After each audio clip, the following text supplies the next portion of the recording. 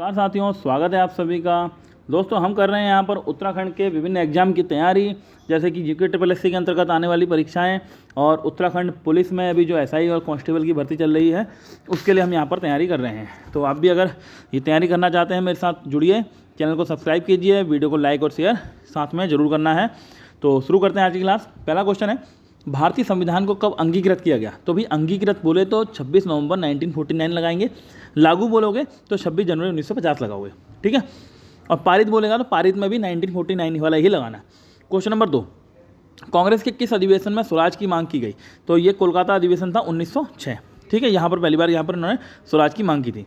अनुच्छेद 214 में किसके गठन का वर्णन किया गया है? तो ये किया गया उच्च न्यायालय के लिए। अगला है, अच्छा, उच्च न्यायालय का 214 में है, सर्वोच्च न्यायालय का आप मुझे कमेंट बॉक्स में बताएंगे कि किस अनुच्छेद के अंतर्गत है। भारत की संसद के 2 सत्रों के बीच अधिकतम अंतराल कितना होता है? अभी 6 महीने, सबको मालूम है। क्वेश्चन नंबर 5, राष्ट्रपति अपना इस्तीफा किसे सौंपेगा? इस्तीफा सौंपेगा उपराष्ट्रपति को, शपथ लेगा मुख्य न्यायाधीश के सामने। नई दुनिया किसे कहा जाता है? उत्तरी अमेरिका महाद्वीप को। सिंधु नदी का उद्गम स्थल मानसरोवर झील। सर्वाधिक कहवा उत्पादक राज्य हमारा कौन सा है? यह है कर्नाटक। कोयला और पेट्रोलियम ये क्या है? ये अवसादी चट्टान से प्राप्त होते हैं। तो ये अवसादी चट्टान से ही मिलते हैं एक तरह से, ठीक है। कहाँ से प्राप्त होते हैं? अवसादी चट्टान से। अरब सागर में गिरने वाली नदी कौन सी है इनमें से? तो यह है नर्मदा। ये अरब सागर में गिरती है। अरब सागर किस ओर है? लेफ्ट साइड में, जब हम सामने से चित्र को देखते हैं। तो मुगल काल का घृणित कायर किसे कहा जाता है? तो ये कहा जाता है फर्रुखसियर को। द्वितीय ताजमहल की संज्ञा किसे दी जाती है? बीबी का मकबरा। और ये किसकी बीबी का मकबरा है? औरंगजेब की बीबी का मकबरा है औरंगाबाद में। क्वेश्चन नंबर 13, किस राज्य में गोमतेश्वर की मूर्ति स्थित है? तो गोमतेश्वर की मूर्ति है आपकी कर्नाटक में। जामा मस्जिद का निर्माण किसने कराया था? शाहजहां। इब्ने बतूता किसके समय में भारत आया? तो यह आया था मोहम्मद बिन तुगलक के समय में। क्वेश्चन नंबर 16, भारत में सर्वप्रथम राष्ट्रीय मानव विकास रिपोर्ट कब जारी की गई? तो ये जारी की गई है 2002 में। भारत का प्रथम बैंक कौन सा था? तो भारत का प्रथम बैंक जो था आपका हिंदुस्तान बैंक। अच्छा, यहाँ पर एक पंजाब नेशनल बैंक भी हमारा काफ़ी पुराना है, ठीक है। ये करीब 1800 के आसपास का है ये। अगला है, बोकारो इस्पात कारखाना किस पंचवर्षीय योजना में स्थापित हुआ? तो ये हुआ है आपका तीसरी पंचवर्षीय योजना में। अनवरत योजना का दूसरा नाम क्या है? अनवरत योजना का दूसरा नाम है रोलिंग प्लान। भारत ने सहकारी बैंक का स्तर किस प्रकार का है? तो हमारे वहाँ जो स्तर है वो है आपका क्या कहते हैं, त्रिस्तरीय। आगे बढ़ते हैं। क्वेश्चन नंबर 21, प्राचीन ग्रंथों में जला किस नदी का नाम था? तो ये था रुपिन। टंकण पर्वत किस जनपद में है? तो ये जो है आपका चमोली जनपद में। बद्रीनाथ धाम में प्रतिदिन की जाने वाली आरती के रचयिता हैं, इसके रचयिता आपके हैं धन सिंह बर्तवाल। गढ़वाली भाषा में अंगारा व रेबार पत्रिका किसने शुरू की थी? तो ये की थी गोविंद चातक ने।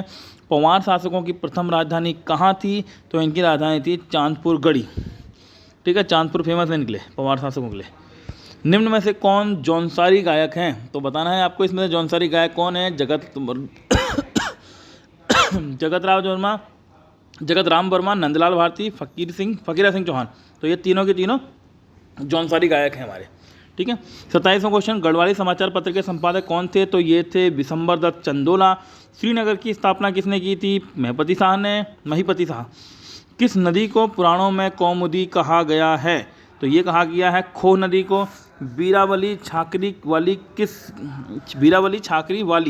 किस जनजाति के आभूषण है? ये आभूषणों के नाम है यहाँ पर। तो यह है भोटिया जनजाति के आभूषण। बढ़ते हैं अगले क्वेश्चन की ओर। वर्ष 2011 की जनगणना के अनुसार उत्तराखंड की साक्षरता प्रतिशत कितनी है? तो भाई ये है आपकी 78.82। अल्मोड़ा मुद्राएं किस राजवंश से संबंधित थी?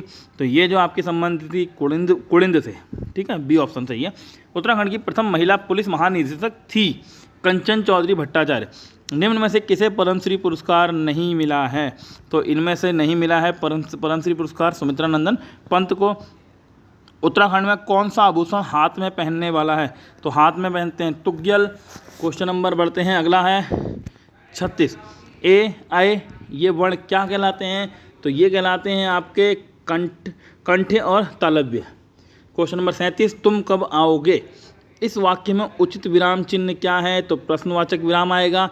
तुम कब आओगे एक तरह से प्रश्न पूछना है। प्रत्युपकार में कौन सा उपसर्ग है? प्रति। लघुत्तर में प्रत्यय कौन सा है? तर। वर्णों का समूह जिसका कोई निश्चित अर्थ निकलता हो उसे क्या कहते हैं, देखो वर्णों का समूह उसे कहते हैं शब्द, जिसका एक निश्चित अर्थ निकलता है। बढ़ते हैं अगले क्वेश्चन की ओर। क्वेश्चन नंबर 41, तुर्की शब्द नहीं है इनमें से, आमदनी नहीं है, निम्नलिखित में से पुल्लिंग कौन है? तो पुल्लिंग इसमें से है सारस। लोगों ने शोरगुल करके डाकुओं को भगाया, इस वाक्य में कारक बताइए। डाकुओं को भगाया, को, तो भैया कर्ता ने कर्म को, तो कर्म कारक यहाँ पर आ गया आपका। आगे बढ़ते हैं क्वेश्चन नंबर 44, निम्नलिखित में से उभयलिंगी शब्द नहीं है, तो दही नहीं है। बुढ़ापा एक अभिशाप है, इस वाक्य में संज्ञा क्या है? भाई बुढ़ापा, संज्ञा तो बुढ़ापा है, तो संज्ञा कैसी? बुढ़ापा क्या है? एक भाववाचक संज्ञा है यहाँ पर। ठीक, बढ़ते हैं आगे। द्वावपी का संधि विच्छेद क्या होगा? तो संधि विच्छेद होगा दो धन अपी। ब्रज भाषा किस रूप में सर्वाधिक प्रसिद्ध है? तो ये है आपकी काव्य भाषा के रूप में। निम्नलिखित में से कौन सा तत्पुरुष समास का उदाहरण नहीं है? नहीं पूछा है इसने। यह है आजन्म। आजन्म ये होता है आपका पहला वाला अवयवी भाव वाला जो पुरुष का वो होता है समास आपका वाला अवयवी भाव वाला। क्वेश्चन नंबर 49, निम्नलिखित में से कौन सी सकर्मक क्रिया है? सकर्मक क्रिया है पीना। कौन सा शब्द अंबर का अनेकार्थी है? तो अंबर का अनेकार्थी होता है गगन। तो ये थे हमारे आज के 50 क्वेश्चन। उम्मीद है आपको वीडियो पसंद आई होगी। अगर वीडियो पसंद आई तो लाइक करें और चैनल को सब्सक्राइब जरूर करें, और हाँ, अपने ग्रुप में जहाँ भी आप जुड़े हो वहाँ इसको शेयर कर सकते हैं। और आपकी तैयारी यहाँ पर सुचारू रूप से चलाई जा रही है, डेली यहाँ पर क्लास अपलोड हो रही है। तो ठीक है, मिलते हैं अगली वीडियो में, तब तक के लिए नमस्कार।